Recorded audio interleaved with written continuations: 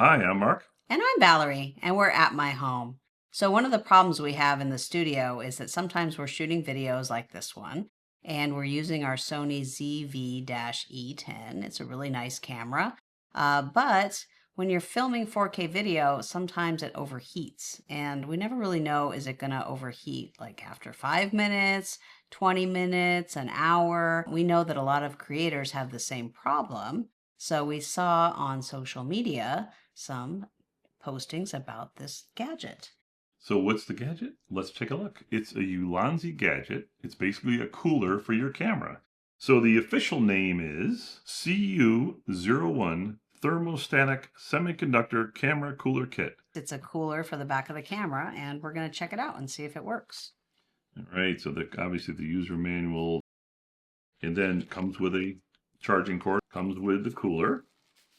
So if you look at it, it's really cute. Look at this. Little fan. It's got a fan built in. It's got some buttons here. And it's got this little springy thing, which is going to be the secret to mounting it. And then in the back here, take this off, there's this plate. And it's, think of it like, well, not a hot plate, but a cold plate. And it basically fits up against the camera. You see that nice? Yeah, it's pretty neat, nice isn't and it? smooth. So, and there it is. And it has USB-C connector to it. So you can actually attach this to the camera and plug it in and it'll all work, right? Now, I do have a question though. If you plug it in, is it going to create noise in our microphone? We have a microphone up above here. Will it create noise? So we're going to test that as part of the review today. But it's pretty nice. It's pretty lightweight, right? Not bad. Yeah, it's not bad.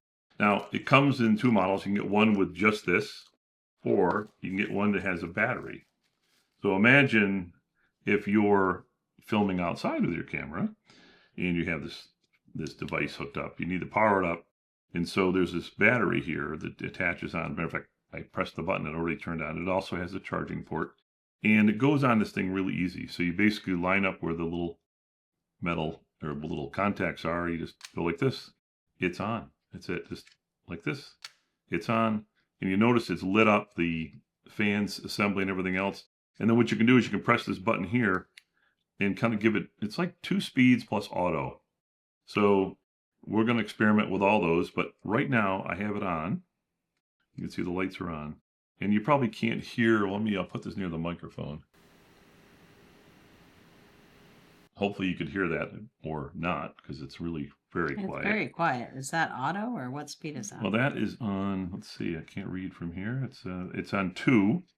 And if I press it to auto, so there's I can hear that. Yeah.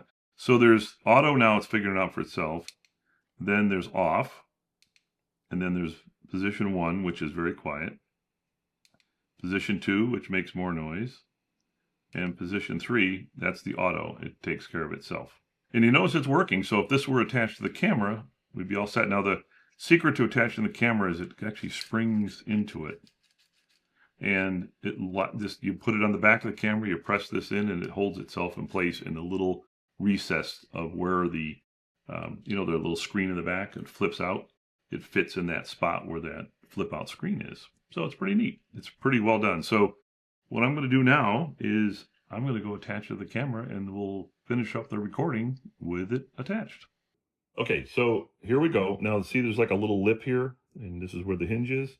So you got to hold your camera from moving, and you push this into the hole here, and then just squeeze, and then boom, it's now attached. So it's attached. I kind of moved my camera, so hopefully I'll have to reposition things. But there you go. It's totally attached up, and then I can just turn it on.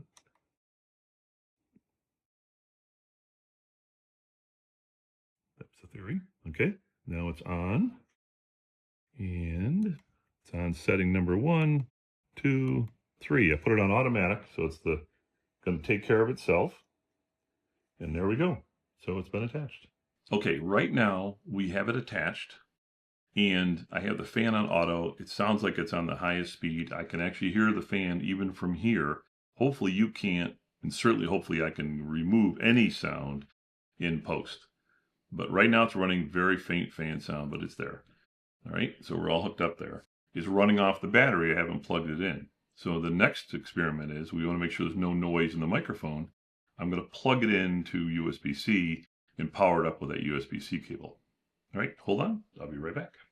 So I'm going to plug it in right here. Boom. All right, so he's plugged in, running off the power from the cable. All right, let's go sit down and see how it's working. Well, now Mark has it plugged in to power, so it doesn't really need the battery, although we left it on. Anyway, it's the fan is actually noticeably quieter now that it's plugged into power instead of going off battery, so that's interesting. Yeah, I suspect what it's doing is it's measuring the temperature of the camera, and it's probably cooled it down. And so it's lowered this fan speed automatically. I didn't have to do anything. So I think the one thing about this when we did this was it was a little clumsy because it's really spring loaded pretty heavily. And I actually moved the camera in our setup, right? So probably I'm not lined up like I was before, but that was probably the hardest thing, was just making sure you didn't move the camera that's already mounted. Obviously, if you're using this outdoors or walking around with it or take your camera off, then you shouldn't have to worry about it, right? So it shouldn't be a problem.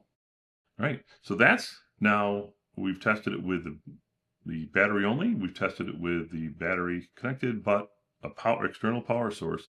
Now what I want to do is lower it to setting number 1 and see if we hear anything at all. So here we go. Okay, so now I have it on setting number 1. Can you hear it? I can barely hear it I now. really have to try hard to hear it. And it's cooling it down. And the thing is, we showed you the cooling plate in the back. It does get cold. If you put your hand to it, it'll feel cold. Now, what I haven't tested is, what if I turn it off, but the power's on? Use the setting where the lights are off, but you'll see the lights on the unit, that blue bar. I'm going to go do that now and see if it continues to operate. Hang on. Okay, so I have the cooler hooked up and the battery on, but I don't have anything plugged in. And just to see what happens here, I have it on auto, and you notice the light is blue. Now the blue light indicates it's cool, right? It will go red if it's hot. And then the other 4 lights, the white lights on the battery, just indicate battery level. Now what I also notice is if I turn off the cooler, so as you can see, the blue light is still on, the lights are on in the battery, and then what's going to happen is if I wait a little while, it'll actually turn off. And as you can see, it's now off. It took about a minute or so to turn off. So evidently you need to leave this on 1, 2, or auto for it to actually be cooling.